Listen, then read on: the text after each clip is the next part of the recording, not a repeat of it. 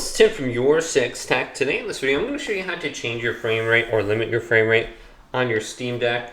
So maybe you're taking this on the go and you just want to save a little extra battery life or something like that. Otherwise you don't think you're getting the full 90 frames per second or something like that with the OLED version. Just press this button with the 3 lines on it, open up the quick menu right here, and then going down to this little symbol right here, the lightning bolt, performance. And it'll tell you your battery life right there on the top, but we want to go to frame limit right here.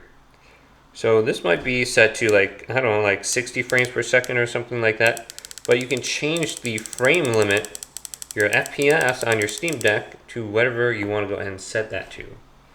So maybe 60 frames per second would be a good one to have that set to. Then you can disable frame limit right here, and you have all these other options for it as well. You have scaling mode, auto, scaling filter, pixel, FSR, NIS. So just come to this section and you can change that. But hopefully this video did indeed help you out. Leave it a big thumbs up. Subscribe to my channel down below for more tech videos coming up next on YourSixTech.